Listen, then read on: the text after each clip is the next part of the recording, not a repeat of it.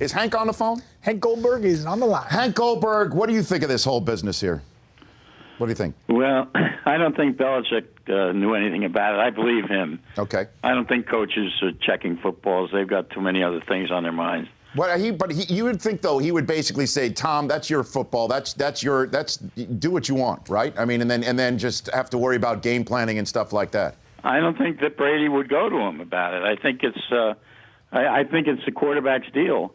It's checking the weight of the football and then changing it on the quarterback and making him feel less comfortable is kind of like giving a golfer a different putter when he's used to the one he has. Mm-hmm. So I think it does make a difference, and I don't think we've heard the last of it. But if it's just between the quarterback and the equipment guy, I don't know how the league is going to exercise punishment. But this is such a 21st century story, Hank, Yeah. isn't it? I mean, we're now in a league where we're parsing everything under a hood. Yeah. Right? And we're saying, where did a helmet hit a guy in the chest, head, neck area? We're now talking about PSIs in a football that is gone viral via social media, and it leads nightly news. And the question is what to make of it? What to make of it? Is this, Troy Aikman basically said that with Bountygate, that wasn't something that dealt with a competition issue on the field, and this does, and the Patriots should be hit harder than Sean Payton and the Saints were. Would you agree with that, Hank? No, this rule has been in effect for a while. I think the fine is $25,000. That's in the rule book. So I don't know that this is such a major deal. I kind of look at it and the score in the game was 45-7. I mean, that's like a guy hitting 65 home runs and somebody saying yeah, there was a scuffed ball in 2 of those home runs. But there's many people, and Amy Trask, now of CBS, longtime Raider executive, said it perfectly, not to conflate the issues, that this is not an issue of did it affect AFC championship play, it didn't affect playoff play. It's just a question of these are the rules. If you break them, you should be punished for it. And that's the issue here. And the fact that it's a team like the Patriots who have had an issue about rule breaking in the past that puts it on a different pedestal. Do you think this is a Patriots thing? I'm not interested in what Amy Trask has to say. Okay.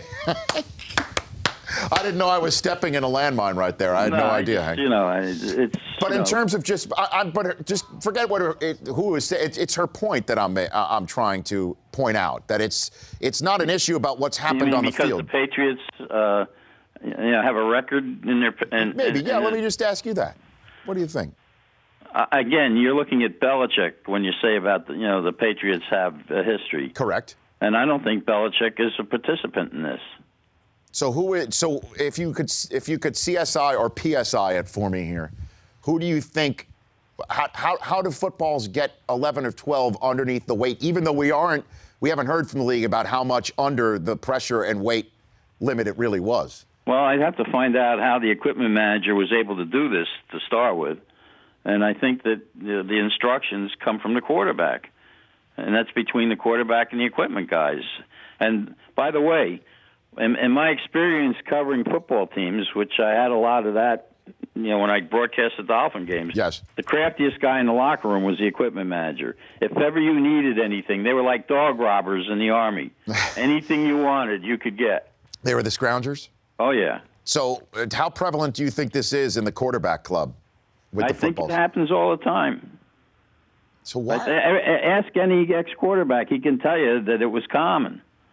This is not this is not something that just happened for the first time. So why are we going so crazy about this? You got me.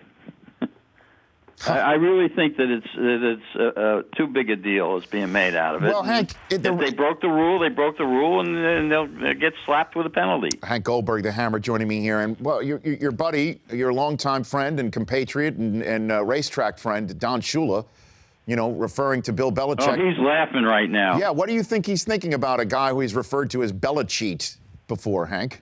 Well, I was at the track with the coach, and it was his birthday, and Greasy gave him a card saying, happy birthday, and I'll be closing in on your record soon, and signed it Bill Belichick. Is that what he said? It was the card that Greasy gave him as a joke. Oh my God! So what is Don Shula thinking right now? Well, I haven't talked to Don since since this came up, but I'm sure that he's chuckling to himself. Hank Goldberg, the Hammer, joining me here. So what do you think 9 days out about this matchup? What do you think? Well, I like New England, and one of the propositions that I'm involved in. Can I talk propositions? Are you asking me a question? Are you proposing when you say that? Well, there's a proposition out there among the 120 that says that New England could win by 7 to 12 points, and the odds on that are 11 to 2. Okay. I like that. So, but you're talking about short-term investments right now, right, Hank? Absolutely. That's what you're saying? That's one of the things that's consistent in the area where the game has not changed over the years. Okay. So you think New England takes this thing? I think New England can win this by anywhere from 7 to 10 points. I think the way they're playing right now, I look at what happened last week and the fact that, Wilson was sacked 5 times and he threw 4 interceptions against a defense that wasn't that terrific.